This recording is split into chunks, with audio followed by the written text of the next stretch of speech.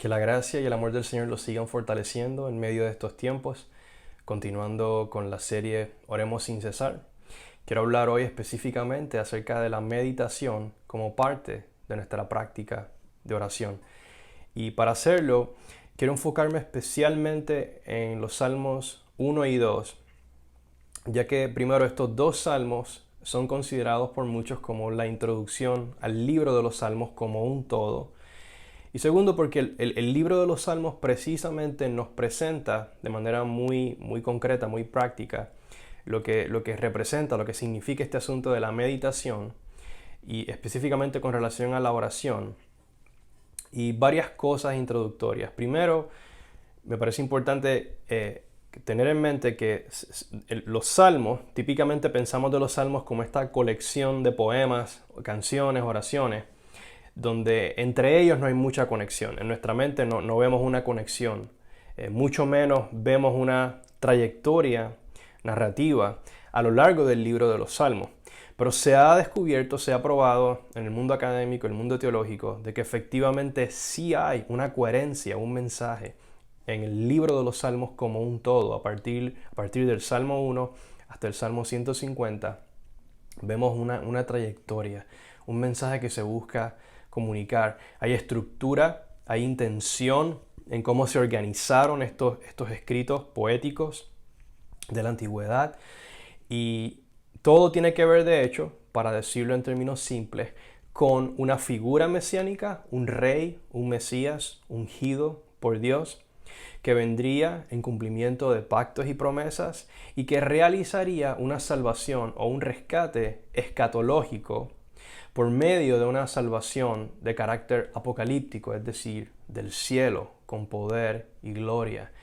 Y hay muchos de los elementos en los salmos que le dan color a esta historia. Varios libros y recursos que luego les pudiera recomendar para el estudio de los salmos. Pero el Salmo 1 y 2 son considerados como la introducción al Salterio. Y en adición, el Salmo 1 en particular establece la tonada del libro entero. Vemos que dice lo siguiente: bendito o bienaventurado es el hombre que no anda en el consejo de los impíos, ni se detiene en el camino de los pecadores, ni se sienta en silla de burladores o escarnecedores, sino que en la ley del Señor o en la enseñanza del Señor está su deleite, y en ella medita de día y de noche. Será como árbol plantado junto a corrientes de agua, es decir, será un árbol fructífero y vigoroso, que da su fruto a su tiempo y su hoja no se marchita. En todo lo que hace prospera, no así los impíos, que son como paja que se lleva el viento. Por tanto, no se sostendrán los impíos en el juicio. Una frase muy importante, en el juicio. Luego dice, ni los pecadores en la congregación de los justos. Otro término importante en esta introducción a los salmos. Porque el Señor conoce el camino de los justos, pero el camino de los impíos perecerá. Y de seguro van a notar una relación directa de este tema que voy a desarrollar aquí con lo que hablé en el video anterior acerca de clamar por sabiduría. Porque es precisamente de esta manera, con un corazón inclinado al camino del Señor en meditación de su palabra, de sus testimonios, que entonces crecemos en sabiduría. Y el Salmo 1 introduce el salterio de esta manera, introduce a un hombre, a una figura específica. Se ha argumentado también que en primera instancia o en primer lugar, este hombre bendito del que se habla en el Salmo 1 es de hecho el rey, el ungido, el Mashiach ungido del Salmo 2. De manera tal que el Salmo 1 y 2 se unen para pintarnos la imagen de un rey sabio y fiel a su Dios, al Dios que lo comisiona, al Dios que lo establece sobre Sión, su santo monte, para regir con autoridad.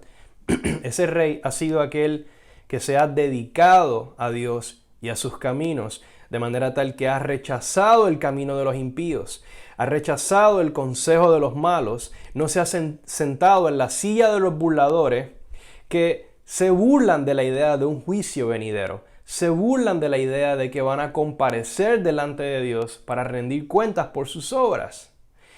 Y este hombre, manteniéndose fiel al Padre, recibe prosperidad o recibe éxito o victoria militar en la ejecución de su rescate del resto de los justos que se identifican con él y el castigo de los impíos que de hecho se alzan contra él.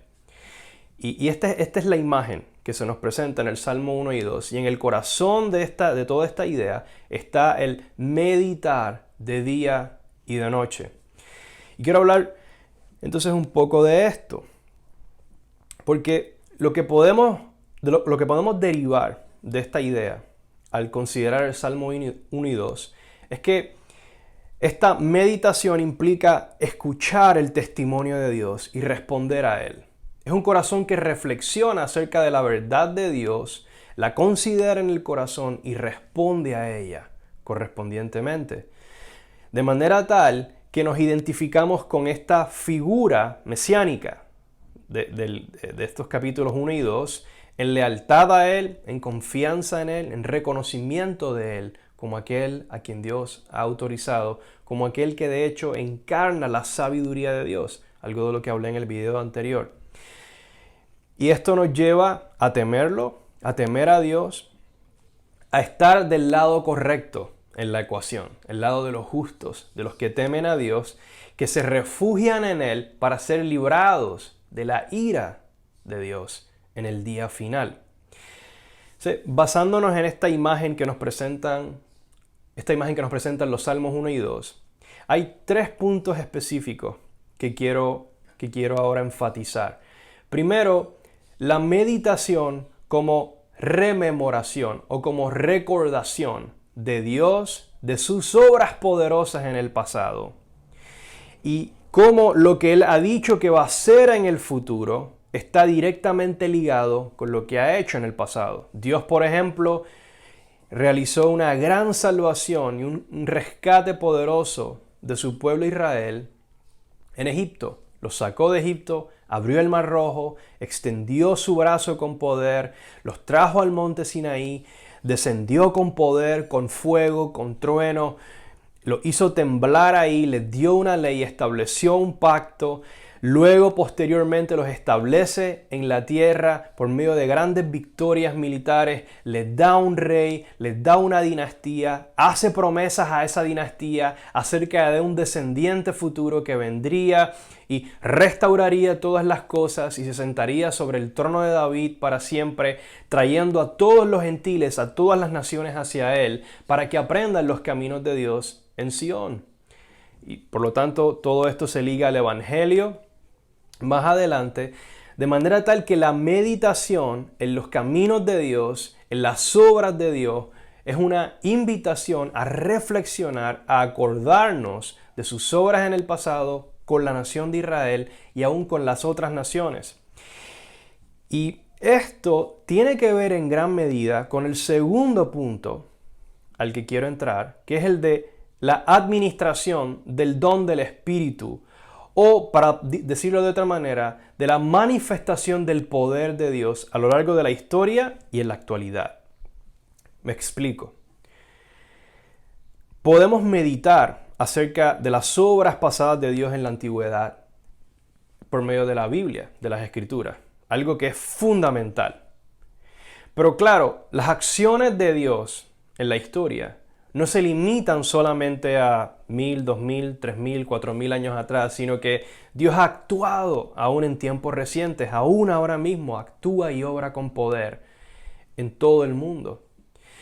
Y para aquellos que hemos recibido de Dios, que hemos recibido manifestación de poder de Dios, se nos llama a reflexionar en eso. Aquellos que hemos probado tangiblemente de los poderes del siglo venidero, una anticipación de eso, una garantía de lo que vendrá por medio del Espíritu ahora, se nos llama a reflexionar en eso, en esas obras poderosas de Dios, como una manera de afirmarnos en el testimonio de Dios, para que aún en tiempos de sequedad y prueba, eso que hemos probado nos sostenga en el presente y en lo porvenir.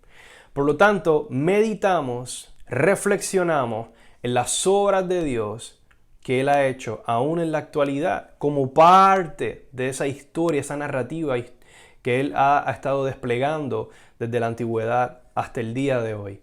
Y el tercer punto que quiero mencionar para terminar es que esta meditación y reflexión nos lleve a una renovación de la mente y el corazón. Escuchen lo que Pablo nos dice en Efesios 4, 17 al 25. Él dice: esto digo pues y afirmo juntamente con el Señor, que ustedes ya no anden, ya no caminen como andan también los gentiles, es decir, aquellas naciones que no conocen a Dios, en la vanidad de su mente. Ellos tienen entenebrecido, oscurecido su entendimiento, su corazón, están excluidos, separados de la vida de Dios. Es decir, no tienen participación o herencia en la vida que vendrá por causa de la ignorancia que hay en ellos, por la dureza de su corazón. Habiendo llegado a ser insensibles, se entregaron a la sensualidad para cometer con avidez toda clase de impurezas. Pero ustedes no han aprendido, no han sido instruidos en el Mesías, en Cristo, de esta manera. Si en verdad lo oyeron y han sido enseñados en Él, conforme a la verdad que hay en Jesús, que en cuanto a la anterior manera de vivir, ustedes se despojen del viejo hombre que se corrompe según los deseos engañosos y que sean renovados en el espíritu, en la inclinación, en la disposición de su mente, en los pensamientos del corazón, que sean renovados y se vistan del nuevo hombre, el cual, en semejanza de Dios, ha sido creado en la justicia y santidad de la verdad. Por tanto, dejando a un lado la falsedad, hablen verdad cada cual con su prójimo, porque somos miembros los unos de los otros. Pablo aquí nos presenta un paquete de cosas súper contenido que se pudiera desempacar y hablar detalladamente, pero la idea general la podemos captar a simple vista. Primero, se nos llama a volvernos de malos caminos, malas ideas, malos pensamientos que no son conforme al testimonio confirmado de Dios, sino que busquemos la renovación de nuestra mente. La pureza de corazón no se da en un vacío, se da al cultivar la meditación en estas cosas, en el Evangelio, en el ejemplo de Jesús, en las palabras de Jesús y los profetas.